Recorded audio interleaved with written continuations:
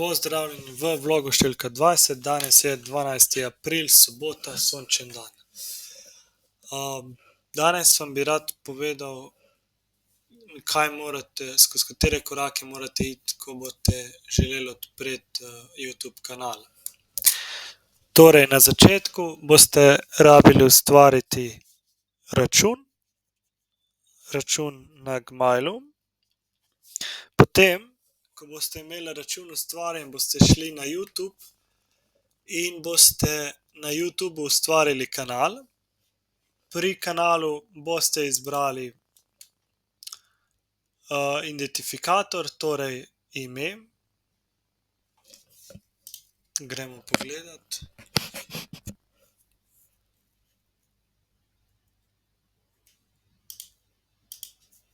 Torej ime. Tukaj boste izbrali identifikator. To ime, točno s tem imenom vas bodo drugi našli, ko bodo vpisali v YouTubov brskalnik oziroma v to iskalno vrstico in se bo najverjetneje, če bo popolnoma identično napisano ime, vaš kanal prikazal kot prvi med zadetki. Potem imamo lahko tudi oziroma moramo določiti še zgornjo ime. To je ime, po katerem recimo vzdevek, naslov kanala, ki ga želimo dati. Jaz sem v tem primeru dal ime Find on Google Earth v1. Nekako to ime predstavlja, v začetku sem delal te kratke videote, v bistvu od krajev, posamezen kraj in potem ga je približalo. Torej, ti posnetki. To je bilo na začetku zelo popularno, tako da sem takrat imel potem takšno ime in sedaj to ime kar ostalo. Verjetno ga bom v prihodnosti potem spremenil, da bo novo ime, ki bo boljše oziroma da bo kanal s tem postal bolj prepoznaven. Drugi korak, ustvarimo ime, oba imena.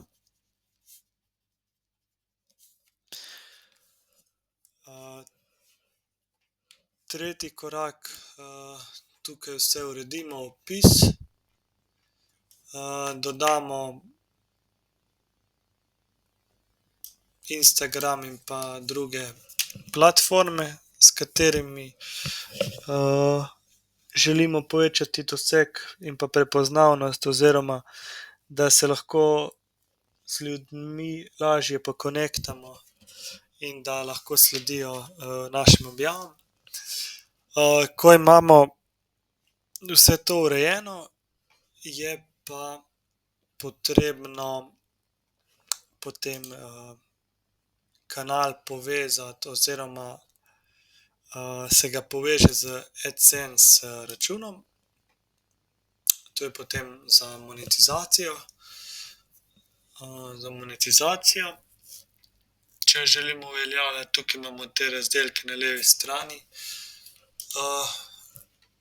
Gledati moramo, da objavljamo video vsebine, ki nimajo za katere imamo avtorske pravice oziroma da če uporabljamo avtorsko gradivo, da v vpis damo ustrezno licenco oziroma zakupimo, tako da lahko vsebino uporabljamo. Po avtorskih pravicah je pomembno še, kaj bi lahko še pogledali. Zaslužek.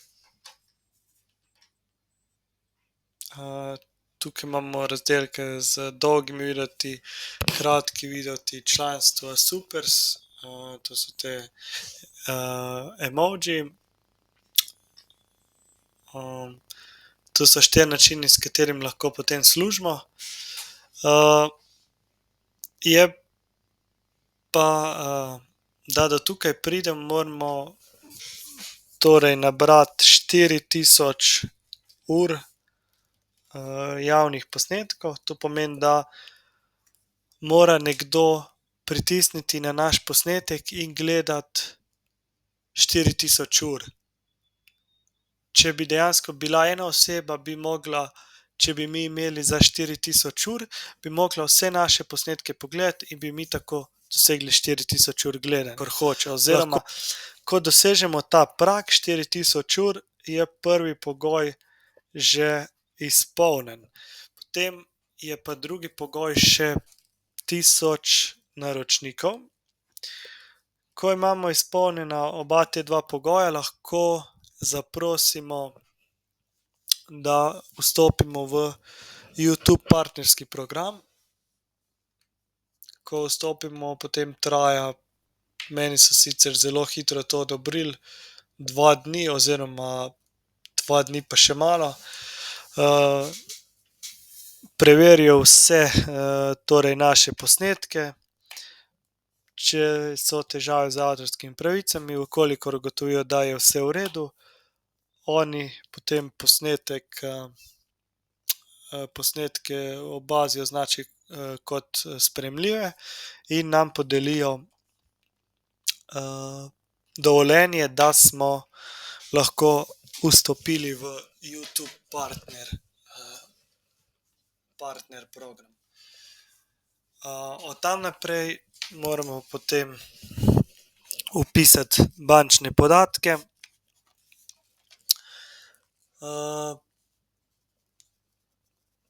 Proces potrjevanja bančne kartice je tako, da moramo vpisati pred tem točno svoj naslov, domov dobimo